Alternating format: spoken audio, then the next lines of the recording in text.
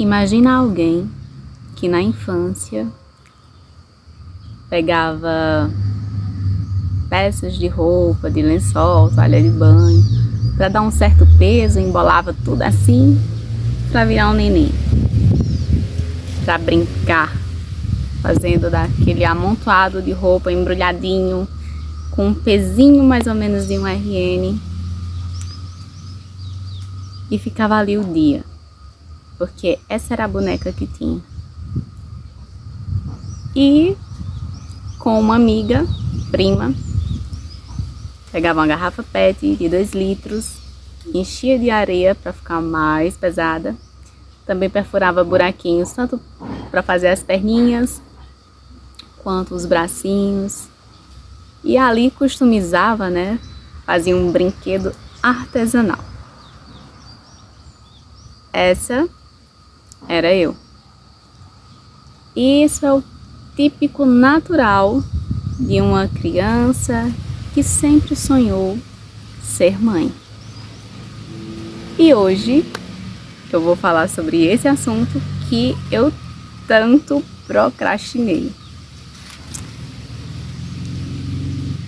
Filhos. Bem, hoje eu tava aqui, acordei cedo e eu descobri que eu virei uma jovem senhora, né? Varri o terreiro pra mim virou terapia. E enquanto eu varri, eu tava lembrando que no final do ano passado, 2025, eu, minha mãe, os meus avós, fomos visitar algumas pessoas em um sítio vizinho. E eu escutei muita coisa voltada a ter filhos. E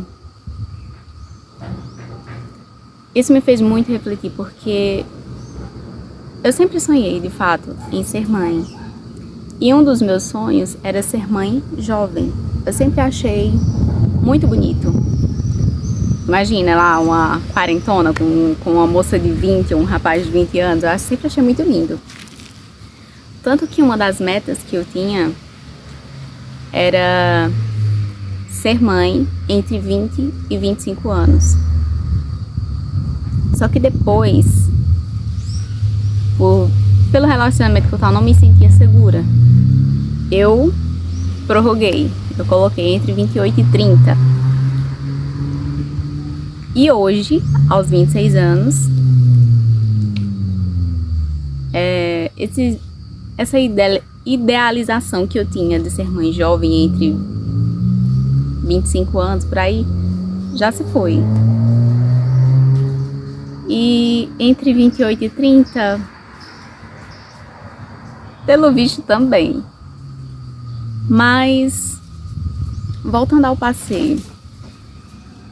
No passeio, eu teve 2 relatos que bateram assim, pesado em mim. Não de forma direta, mas indireta. Sabe, as pessoas compartilhando as histórias e me fazendo refletir, sabe? De forma inconsciente.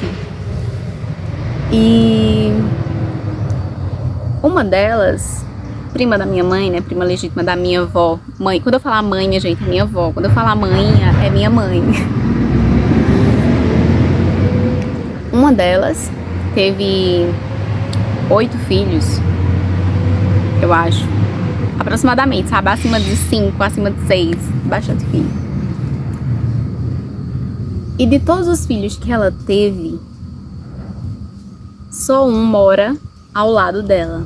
Os outros estão seguindo a vida como tem que ser, né? E por isso que eu lembrei dessa história, por isso que eu decidi gravar hoje. Porque enquanto eu tava varrendo o terreiro, eu lembrei dessa mulher. Porque ela tem um terreiro imenso. E quando eu cheguei lá, mulher, tu vai terreiro todo dia, porque o terreiro tava um brinco.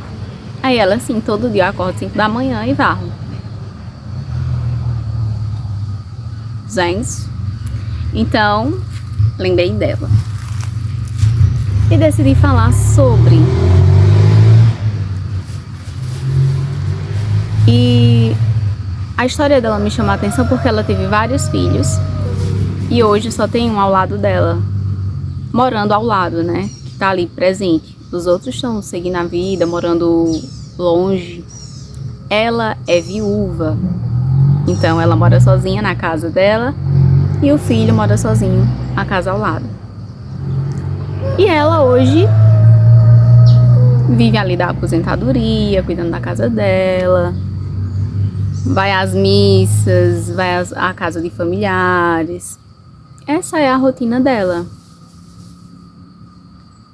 E ela falou pra mim: você é jovem, você vai casar, você vai ter filhos.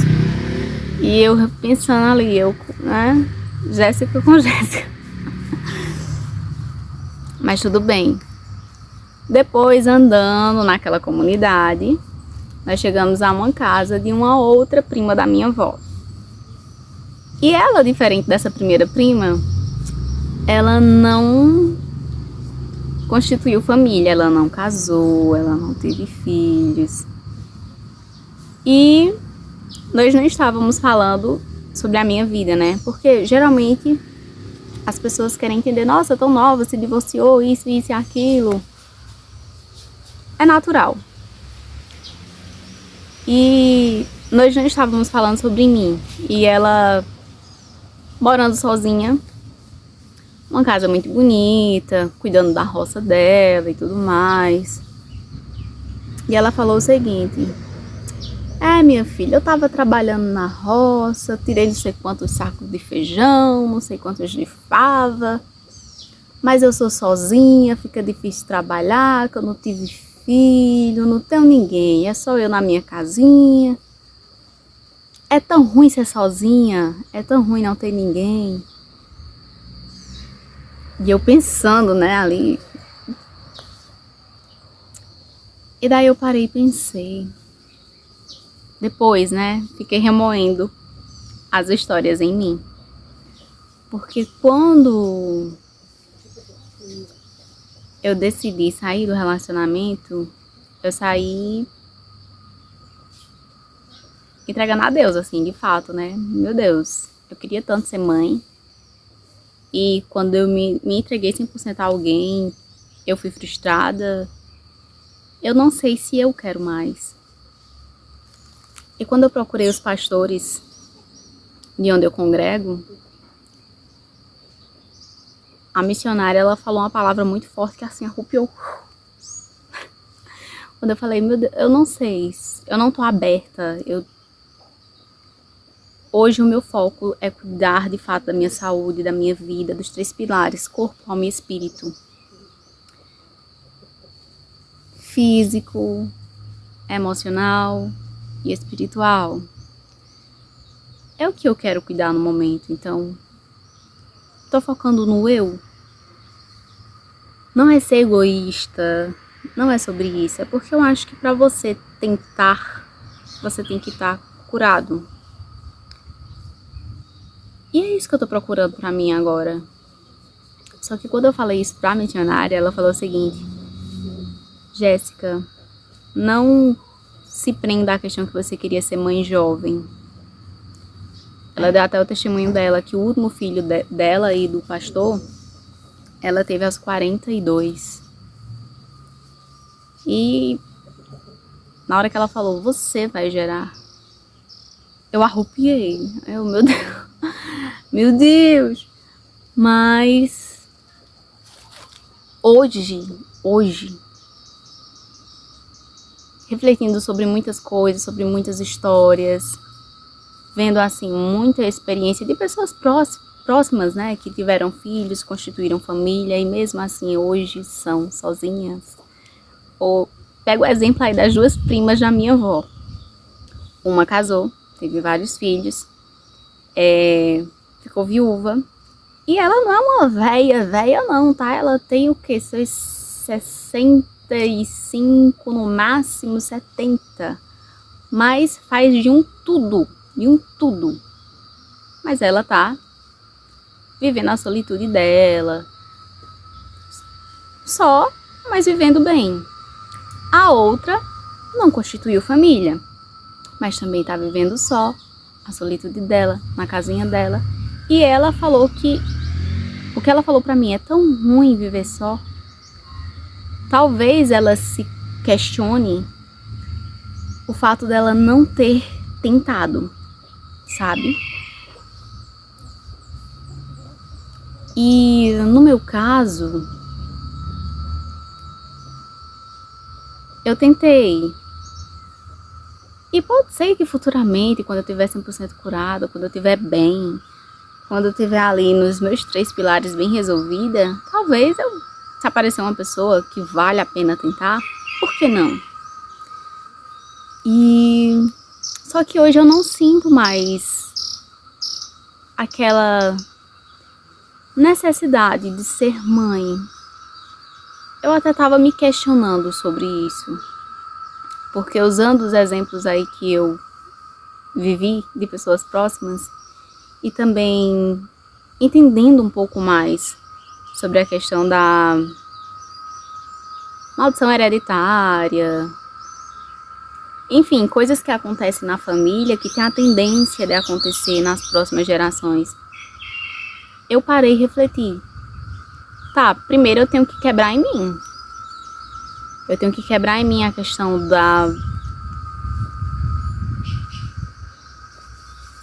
de ser bem mentalmente. Então, por isso, corpo, alma e espírito, físico, psicológico e espiritual. Eu preciso trabalhar primeiro em mim, para quando eu estiver 100% bem, se for da vontade de Deus, se for do agrado dele, através de mim, venham outras gerações, eu tenha filhos. Mas hoje, desculpa o barulho da cigarra, dos pássaros, faz parte. Ah, Deus, vou ter que esperar, acho que isso vai atrapalhar. Mas hoje eu tenho receio em dar continuidade a uma geração vinda de mim, né? Filhos do meu ventre, por conta de todo o meu contexto familiar. Eu tenho receio. Então eu penso, colocar filho no mundo para sofrer é um misto de emoções, de sentimentos, de questionamentos em mim. Mas hoje, o sonho que eu tinha em gerar não tem mais aquela... Não tem. Não tô falando que é impossível. Eu só tô dizendo que eu não quero que os meus filhos carreguem a pressão, o peso que muitos filhos carregam. Tem mães, pais que acham que o filho tem por obrigação carregar sobre si o cuidar, o estar junto, o estar presente, ou seja, deixar de viver a sua vida para viver a vida dos avós, para viver a vida dos pais. Quando na verdade não. Tem pessoas que colocam filho no mundo só pensando nisso. Mas o que eu tenho visto em inúmeros hospitais que eu vou são pessoas idosas acompanhada de idoso, ou seja, o casal tá ali cuidando da saúde. Não é um filho, não é um neto, são raros os casos que eu vejo. Então, é natural, minha gente, é o ciclo natural. Os filhos casam, vão viver a vida deles, quando não casam vão trabalhar fora para construir o seu patrimônio. Então, você se prender a... Não, eu quero ter filhos porque aí no futuro, quem vai cuidar de mim? Isso é bobagem. Nós somos só. Independente de estar rodeado de 1 milhão de pessoas, de ter pai, irmãos, sobrinhos, primos, cunhados, filhos, na nossa jornada aqui somos só, sabe? Eu e Deus. É isso. Então por isso que a pessoa que não domina aqui, ela não tem domínio sobre nada. Então, se em alguns anos eu tiver o privilégio de gerar, de ser mãe, se algum dia os meus futuros filhos verem esse vídeo, não carreguem sobre si a pressão de que você tem que carregar a sua parentela nas costas. Não. Honrar pai e mãe, honrar a descendência, os nossos antepassados, não é em você largar a sua vida para viver a vida do seu avô, do seu pai, da sua mãe. Não, não é isso. Honrar é estar presente, é se fazer presente na necessidade. Honrar é não abandonar. E eu vejo que por mais que eu morasse perto da minha mãe e falasse com ela todos os dias, praticamente quando eu estava casada, eu não estava honrando ela quanto filha. Por quê? Porque quando eu cheguei de volta, eu percebi que minha mãe, ela estava vivendo um furacão. E por que eu falo sobre a questão do viver a vida do outro e não viver a própria vida? Eu aprendo com a minha mãe. Porque minha mãe, vamos lá. A infância dela, a adolescência dela, ela viveu debaixo da vontade da minha avó e do meu avô. Então, sempre ali o que minha avó ditava, praticamente regra. E minha mãe viveu assim até os seus 18, 19 anos, que foi quando ela engravidou. E teve o meu irmão por volta dos 20, eu acho. Não, 19. Isso, 19. Meu primeiro irmão. No caso, o primeiro filho dela. Meu irmão mais velho. Ela se casou com meu pai antes de ter a criança. Se casaram ali os dois. E ali ela passou a viver para um marido. E depois que o casamento acabou, ela passou a viver a vida dos filhos. Ela passou a viver para os filhos, entende? E a partir do momento que minha mãe viu um casar, outro ir trabalhar fora, e a caçula que ficou em casa casar também ir embora, ela se prendeu 100% aos animais, que era a companhia que ela tinha. Por mais que morasse do lado dos meus avós, dos pais dela, ou seja, sempre vivendo a vida do outro. Primeiro dos pais, depois a do marido, depois a dos filhos. E quando os filhos foram embora, ela continuou ali pensando, se prendendo. Eu tenho receio de fazer a vida, de tentar com alguém, porque os meus pais já estão idosos. Entende? Sempre se prendendo. E teve um dia que eu falei pra minha mãe isso por celular, né? Porque na minha cabeça, minha mãe, ela tava com a síndrome do ninho vazio. Que foi quando todos os filhos foram embora, ela se apegou 100% aos animais. Então, ela tinha uma cachorra que era criada dentro de casa e 2 que eram do terreiro, do quintal. E ela se apegou 100% a isso. E eu falando com ela, falava, mãe tem que entender que os filhos de mãe tem que fazer a vida deles também. Não dá pra viver só aí na aba da saia de manhã. Então, mãe não tem mais criança recém-nascida em casa. Mãe e vô, eles têm a vida deles também. Por que mãe não vai estudar? Por que mãe não vai viver a vida de manhã? Quando mãe vai viver pra manhã? E daí ela começou a estudar. Graças ao bom Deus.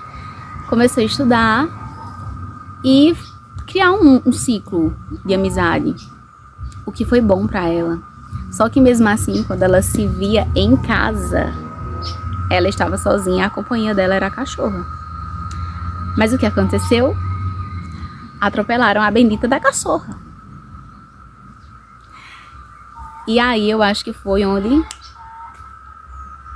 a depressão da minha mãe piorou. E por que eu falo que eu não honrei a minha mãe quando eu estava no casamento? Porque por mais que eu conversasse com ela, eu não fazia ideia que a minha mãe estava em depressão. Pra mim era só uma síndrome do ninho vazio e que ela precisava viver a vida dela. Só que esses dias eu acompanhei a minha mãe a um psiquiatra. E eu tive que engolir assim, ó. Coisas que eu não sabia. A minha mãe vivia com pensamento de morte. Pesado, né? Pois é, ela vivia. E a companhia dela, quando ela ficava madrugadas andando sozinha dentro de casa, era a cachorra. Porque pra onde ela ia, a cachorra tava no pé, né? Se ela chorava, a cachorra tava no colo. E quando a cachorra morreu por conta, né, da batida do carro, só agravou. Então, eu só vim tomar consciência de tudo isso quando eu voltei pra cá. Então, é Bíblia, né, gente? Todas as coisas cooperam pro bem. Eu não tava vivendo um relacionamento bem. Eu tava também... desencadeou problemas psíquicos em mim também. E quando eu voltei pra casa, eu tive que sustentar a barra porque eu me deparei com um boom de problemas. E daí quando eu vi a questão da minha mãe, medicação, minha tia, medicação, eu disse, tá, eu não quero medicação. A minha médica psíquica serei eu, Deus, a Bíblia, e o remédio vai ser mandar, né? Se ocupar. Ai, vou engolir mais nada, não. E é isso, e eu tô levando a vida. Então, eu sei que eu não posso carregar as dores dos meus antepassados, das gerações que vieram antes de mim, dos meus avós, da minha mãe, da minha tia, do meu pai, que eu preciso resolver aqui. A Jéssica, eu preciso trabalhar isso. Mas eu também não posso fechar os meus olhos e virar as costas para os meus antepassados. E eu tenho a tendência de seguir o que a minha mãe seguiu. Não é Bíblia.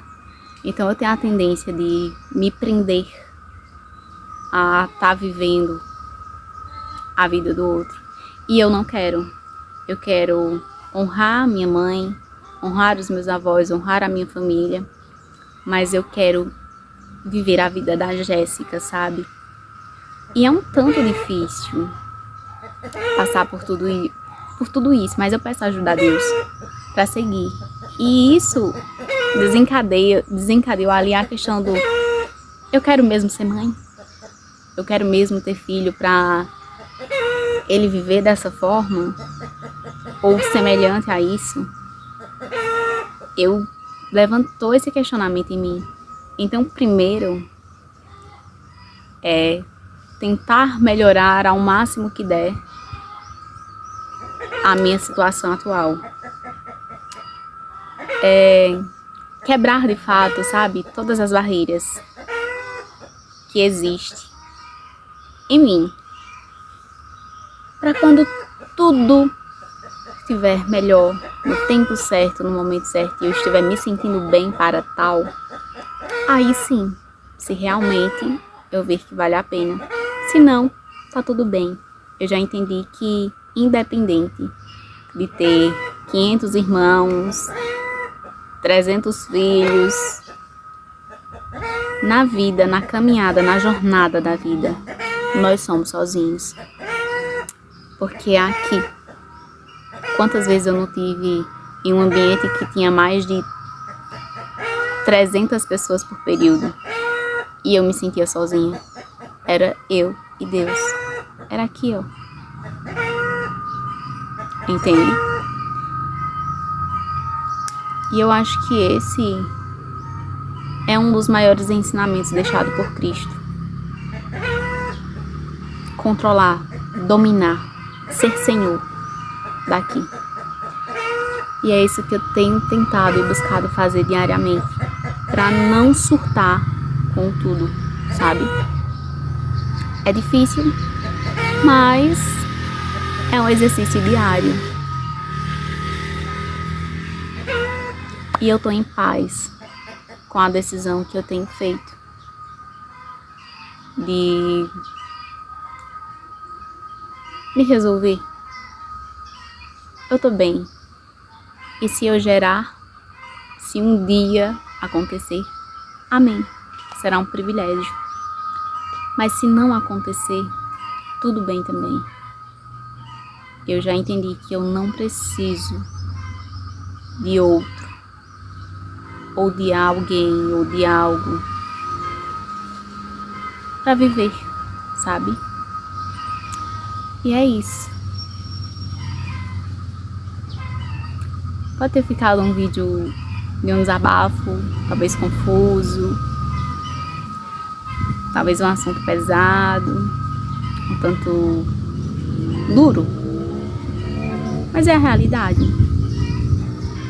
Se as pessoas parassem para pensar um pouco melhor, talvez elas não sairiam tacando o filho no mundo sem pensar nas consequências futuras, sabe? Porque não é simplesmente ter filho. Tem toda uma responsabilidade financeira, emocional, o todo, sabe? Você colocar filho no mundo em um ambiente que não tá saudável traz sequelas sérias, sabe? Pra criança. E principalmente pra mulher, sabe? Porque o homem, ele pode ter tido uma vida toda cagada. Se ele quiser colocar a criança no mundo ali, ter filho, ele pode ter com uma hoje, com outra amanhã. E a maioria dos homens, infelizmente, estão pouco se importando. Eles só repetem o ciclo. Tá, eu vivi sem pai, o meu filho também pode. Uma pensãozinha basta. Quando não. E quem carrega isso, na maioria das vezes, quem para dizer, poxa, eu preciso me voltar 100% para a criação do meu filho, é a mãe. Eu tenho o maior exemplo em casa, né? A minha mãe. Com a minha mãe foi assim. Então, reflitam com quem vocês vão se relacionar.